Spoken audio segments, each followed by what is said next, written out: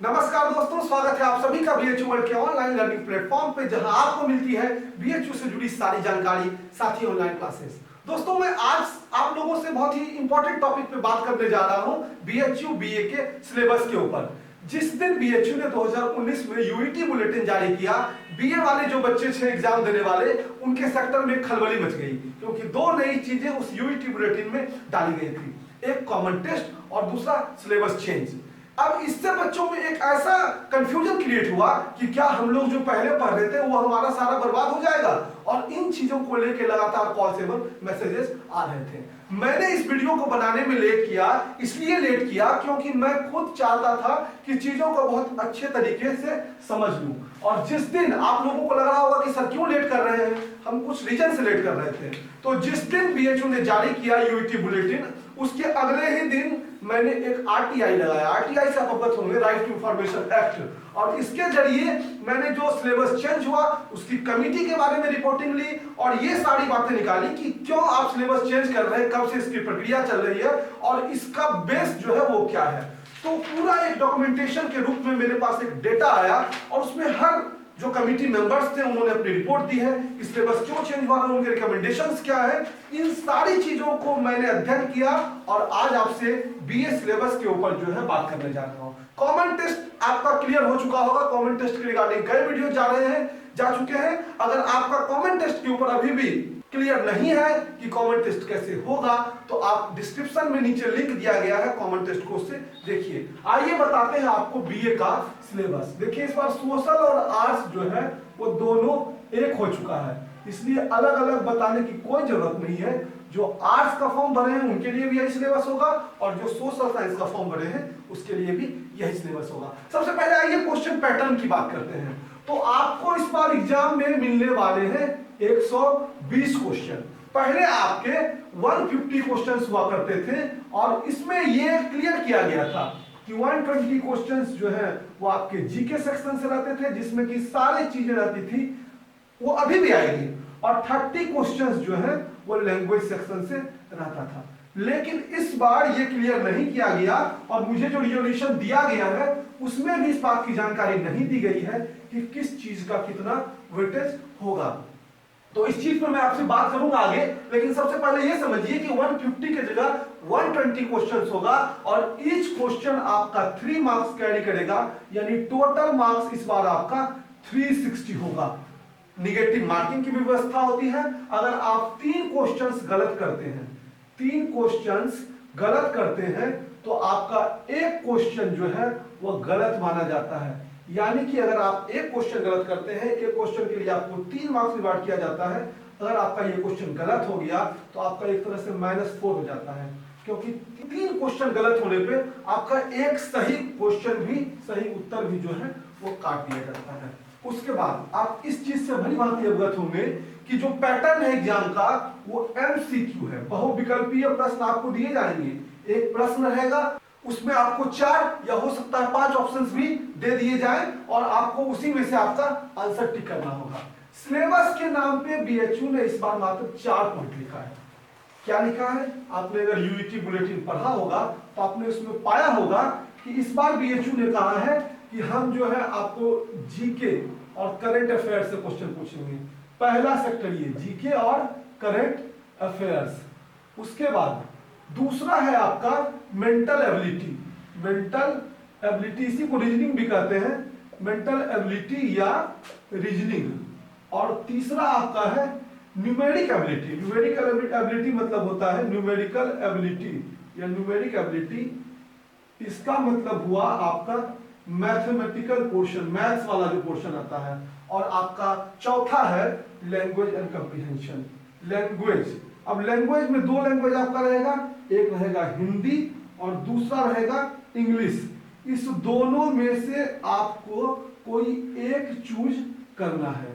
इस बार बस इतनी ही बातें सिलेबस के रूप में दी गई है। अगर आप पिछले बुलेटिन को देखे हुए होंगे 2018 वाले, तो उसमें काफी डिटेल में टॉपिक बाय टॉपिक कुछ बातों को बीएचयू ने क्लियर किया था, लेकिन इस बार कुछ भी क्लियर नहीं किया।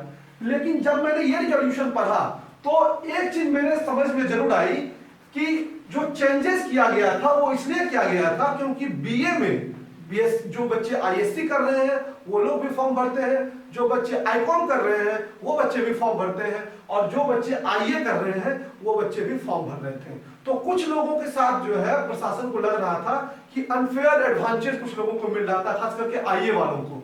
आईएससी वाले जो है ज्यादा डीप में आईए वाली चीजों को नहीं पढ़ते थे।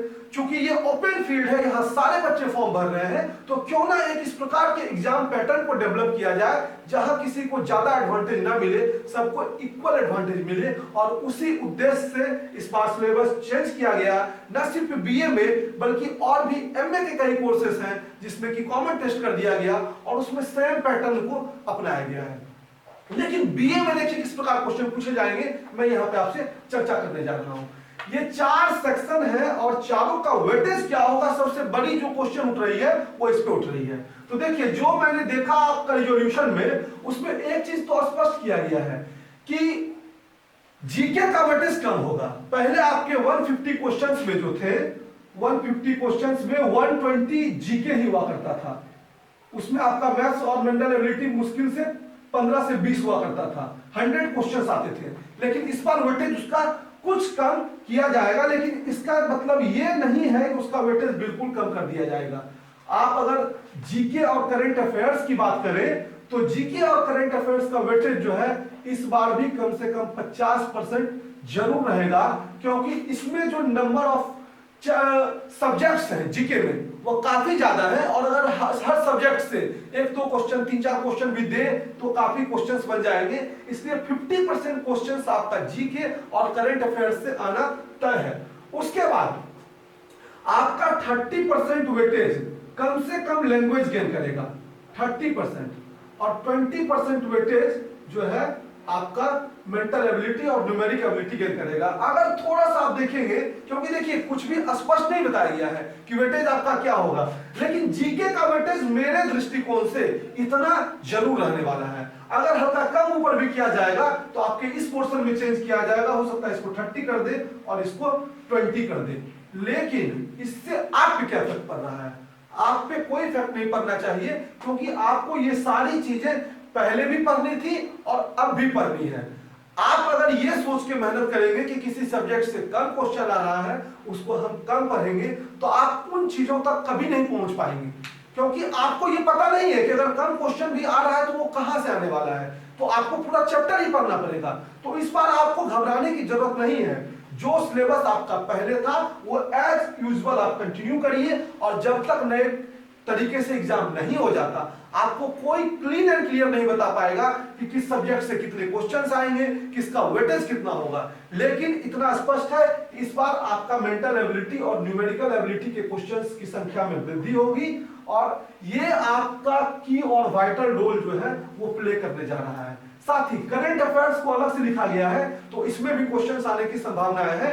लेकिन करंट अफेयर्स जो है वो कहीं ना कहीं जीके से रिलेटेड होता है। इनकी सारी घटनाएं जो है वो पास्ट, आप जो पॉलिटिकल साइंस पढ़ रहे हैं, हिस्ट्री पढ़ रहे हैं, इकोनॉमिक्स पढ़ रहे हैं, ज्योग्राफी पढ़ रहे हैं, उन सब से रिलेटेड होती है। तो आपका वो पोर्शन जो है उसी में कवर हो जाएगा। अब देखिए अगला प्रश्न एक ये उठता है कि कुछ बच्चे लगातार मैसेज करके पूछ रहे थे कि सर किन किन सब्जेक्ट से क्वेश्चन आएंगे, खास करके सोशियोलॉजी, साइकोलॉजी, इन सारे सब्जेक्ट्स के ऊपर जो है उनका क्वेश्चन था। तो देखिए सोशियोलॉजी और साइकोलॉजी को आप इस बार स्किप नहीं कर सकते हैं, क्योंकि जब तक हम लोग नए पैटर्न के क्वेश्चन को नहीं देख ले, हम ये नहीं बता पाएंगे आपको 100% गारंटी के साथ कि इससे क्वेश्चन आएंगे या नहीं। लेकिन इतनी जानकारी जरूर आपको दे सकते हैं कि क्वेश्चंस जो है वो कम जरूर किए जाएंगे इन सारे सब्जेक्ट के, लेकिन जो मेन स्ट्रीम सब्जेक्ट हैं, हिस्ट्री, पॉलिटिकल, ज्योग्राफी, इकोनॉमिक्स, इन सारे के क्वेश्चन जो है थोड़ा बहुत अनुपात में चेंजेस होगा, क्योंकि आपका मेंटल एबिलिटी और न्यूमेरिकल एबिलिटी के क्वेश्चंस बढ़ने वाले हैं। लेकिन आप उन पोर्शंस को बिल्कुल भी इग्नोर नहीं कर सकते हैं। इसलिए आपको सारे सब्जेक्ट जो है वो एज यूजुअल आप जिस तरीके से पढ़ रहे थे आपको पढ़ते रहना है। हाँ, लैंग्वेज भी आपका वाइटल रोल क्रिएट करने वाला है, क्योंकि अगर क्वेश्चंस की संख्या ऊपर नीचे हुई और फ्लक्चुएट हुआ, कई बच्चे जो चीज स्किप कर दिए वो आ गया, अगर उनका लैंग्वेज पोर्शन मजबूत रहेगा तो वो उन चीजों को संभाल लेगा। तो आप लैंग्वेज को बहुत अच्छे से पढ़िए, क्योंकि ये कंफर्म है कि लैंग्वेज से जो है वेटेज ठीक ठाक आपका मेंटेन रहेगा, पहले की तरह थोड़ा बहुत कम होगा, लेकिन इसका वेटेज अब भी जो है एक इंपॉर्टेंट रोल आपके बीए के सिलेबस में प्ले करने वाला है। अब अगला क्वेश्चन ये राइज होता है कि इन सारी चीजों को पढ़े कहां से ताकि बीएचयू का एंट्रेंस जो है इजिली क्रैक कर दे। तो देखिए सबसे पहले जो आपका पढ़ने का पेपर पैटर्न जरूर चेंज हुआ है, लेकिन क्वेश्चन सेटर वही आपके रहेंगे। जो लोग पहले डिपार्टमेंट में पढ़ा करते थे वही लोग क्वेश्चन सेट करेंगे। तो प्रीवियस ईयर क्वेश्चन जो है वो आपका इस बार भी वाइटल रोल प्ले करेगा। प्रीवियस ईयर क्वेश्चन को आप बिल्कुल भी इग्नोर मत करिएगा, खास करके लैंग्वेज वाले पोर्शन में तो एकदम यह जो है इस बार रामबाण की तरह है। लैंग्वेज वाला पोर्शन सेम रहेगा, उसमें कोई चेंजेस नहीं है। क्वेश्चन ऊपर नीचे होने से आपको कोई लेना देना नहीं है। तो आप प्रीवियस ईयर क्वेश्चन पेपर को जरूर देखिए। उसके बाद अगली चीज कि आप किन बुक्स को फॉलो करें। तो देखिए ऐसा कोई बुक तो आता नहीं है कि जिसमें आपको ये सारे चीज मिल जाएंगे, खास करके रीजनिंग, मैथमेटिक्स, ये सारे पोर्शन आपको कहीं मिलने वाला अलग से नहीं है। किसी एक बुक में उस प्रकार से छाप के दे दिया, अगर दे भी दिया तो वो अपडेटेड नहीं है, तो इसलिए ज्यादा बुक्स आपके यूजफुल नहीं होंगे। हाँ, आपकी टेक्स्ट बुक जो है हिस्ट्री की, पॉलिटिकल साइंस की, ज्योग्राफी की, इकोनॉमिक्स की, +2 लेवल की, उसमें लिखा हुआ है सिलेबस में भी कि +2 लेवल के क्वेश्चन। तो जो +2 लेवल का क्वेश्चन है आपका ये पूछा जाएगा हिस्ट्री, पॉलिटी, ज्योग्राफी। तो आप अगर एनसीईआरटी फॉलो करना चाहते हैं तो एनसीईआरटी फॉलो करिए, और अगर कोई बुक्स आपको अच्छी लगती है तो फॉलो करिए। उसके बाद मेंटल एबिलिटी और मैथमेटिक्स को आप कहां से पढ़िए।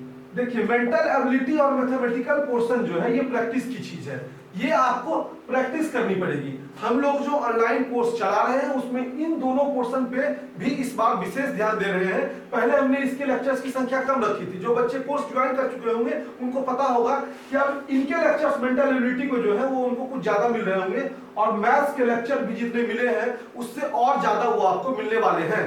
तो मेंटल एबिलिटी और मैथ्स आप प्रीवियस ईयर क्वेश्चन देखिए कि कहां से क्वेश्चंस पूछे गए हैं, और उन सारे चैप्टर को रिवाइज करिए ही। आप कोई भी बुक जो है एप्टीट्यूड का ले लीजिए, उसमें देखिए कि चैप्टर्स कौन से दिए गए हैं और उन सारे चैप्टर को बनाइए। और अंत में आपका क्वेश्चन आता है लैंग्वेज वाला। तो लैंग्वेज के लिए ग्रामर की कोई भी बुक आप यूज कर सकते हैं जो आपको सुटेबल लगे। ऐसा कोई अलग से बुक नहीं आता है जो कि बीएचयू के लैंग्वेज पोर्शन के लिए खास तौर पे डिजाइन किया गया हो। तो दोस्तों मैंने आपको बीए के सिलेबस और उसके पैटर्न को समझाया, साथ ही ये बताया कि आप किन चीजों को कहां से पढ़ेंगे। तो ये आपका बीए का सिलेबस के ऊपर हमारा ये वीडियो था, जिसमें हमने पूरी कोशिश की कि आपको हर उन चीजों से अवगत कराएं। हम लोग जो तैयारी करवा रहे हैं BA syllabus, BA common test को लेके, वो उनमें इन सारी बातों का ध्यान दे रहे हैं। करंट अफेयर्स की क्लास जो है आपको डेली फ्री ऑफ कॉस्ट शाम को आती है 10 मिनट की, आप उसको जरूर देखिए क्योंकि वह भी एक इंपॉर्टेंट रोल प्ले करने वाला है। और इन अस्थिरता की माहौल में, इस कंफ्यूजन के माहौल में भी आपको उतनी ही तत्परता से, उतनी ही तन्मयता से मेहनत करते रहना है ताकि आप आसानी से एंट्रेंस को क्रैक कर सके। तो दोस्तों आपको हमारा ये वीडियो कैसा लगा कमेंट बॉक्स में जरूर बताइए। साथ ही अगर आपने चैनल को अब तक सब्सक्राइब नहीं किया है तो सब्सक्राइब कर लें, बेल आइकन को दबाएं, और अगर अब भी आपके मन में कोई कंफ्यूजन है, दुविधा है, तो कमेंट बॉक्स में लिखिए, उसके ऊपर भी हमारी टीम डिसाइड करके वीडियोस बना के आपको प्रोवाइड करेगी। तो मिलते हैं अगले वीडियो में फिर किसी नए टॉपिक के साथ, तब तक के लिए धन्यवाद।